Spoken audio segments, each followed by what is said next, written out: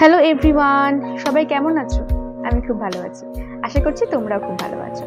তো আজকে আমি তোমাদের জন্য নিয়ে চলে এসেছি একটা হেলদি রেসিপি। রেসিপির নাম হচ্ছে চিকেন উইথ ভেজিটেবল সটে। চলো দেখি কি কি লেগেছিল সেটার জন্য।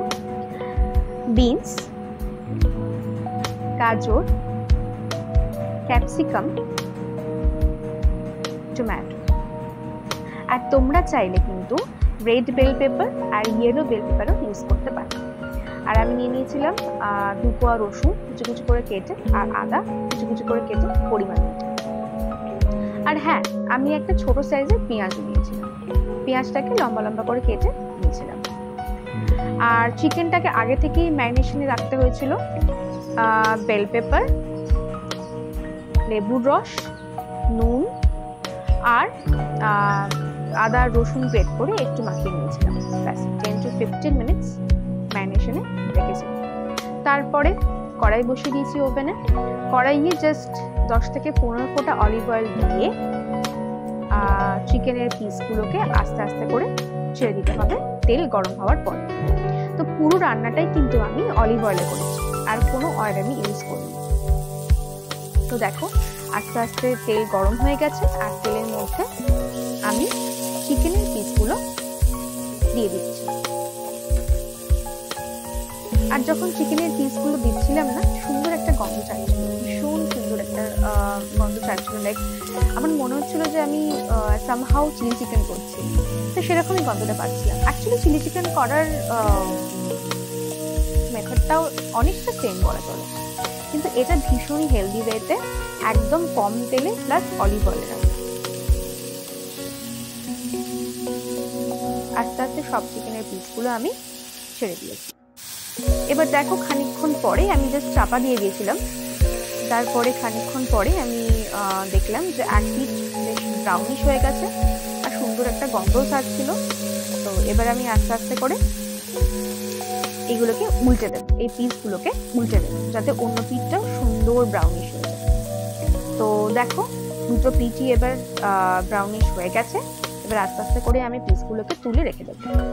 এবার কড়াইতে আমি জাস্ট 1 চামচ অলিভ অয়েল দিলাম। 1 চামচ অলিভ অয়েল দিয়ে সেই তেলটা গরম হওয়ার পরে আমি আস্তে আস্তে রসুন কুচি, আদা কুচি আস্তে আস্তে আমি ছেড়ে দিলাম তেলটা গরম হওয়ার পরে। তো রসুন আদা কুচি খানিকক্ষণ নাড়ার পরে যখন হালকা ব্রাউন হয়ে আসবে, তখনই আমি ভেজিটেবলস গুলোকে দিয়ে দেব। দেখো আমি অলরেডি দিয়ে দিয়েছি, আর নাড়াচাড়া করতে করতে এটা ব্রাউনও হচ্ছে আস্তে আস্তে, আদা কুচি আর রসুন কুচি। না হলে কি হবে বলো তো, নাহলে ভীষণ কাঁচা থাকবে, এটা কাঁচা কাঁচা মনে হবে যখন খাবো।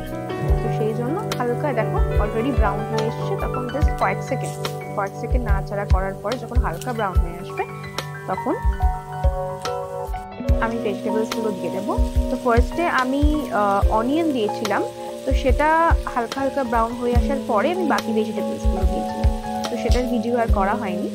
তো দেখো বাকি ভেজিটেবলস গুলো দিয়ে দিয়েছি, আর তারপরে একে একে আমি তার মধ্যে নুন, black pepper, chilli sauce, soya sauce, tomato sauce, যত রকমের সস ছিল আমার কাছে আমি সবটাই দিয়েছি। তো তোমাদের কাছে যত রকমের সস অ্যাভেলেবেল আছে তোমরা দিতে পারো, ভীষণ ভালো টেস্ট হবে, আর একদমই মনে হবে যে আমি চিলি চিকেন বানাচ্ছি, এরকমই মনে হবে। তো ভালো করে সসগুলো একে একে দিয়ে সেটাকে মিক্স করতে হবে, ভালো করে মিক্স করতে হবে। আর পুরো রান্নাটাই কিন্তু আমি চাপা দিয়ে করেছি, কারণ চাপা দিয়ে করলে তাড়াতাড়ি রান্না হয়ে যায়। দেখো ভীষণ কালারফুল লাগছে দেখতে না?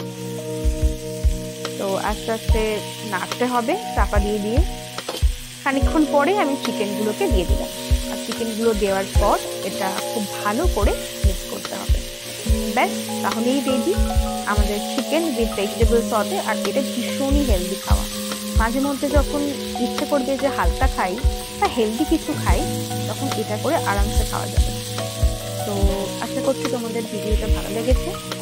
তোমরা অবশ্যই জানিও কমেন্ট করে, আর সাবস্ক্রাইব করতে ভুলো না আমার চ্যানেলটাকে, অ্যান্ড শেয়ার মাস্ট। তো দেখো আমাদের চিকেন অ্যান্ড ভেজিটেবল সসে রেডি। তো এখানেই শেষ করছি ভিডিওটা। নেক্সট ভিডিওতে আবার দেখা হবে, কিরকম লাগলো জানাতে ভুলো না। টাটা।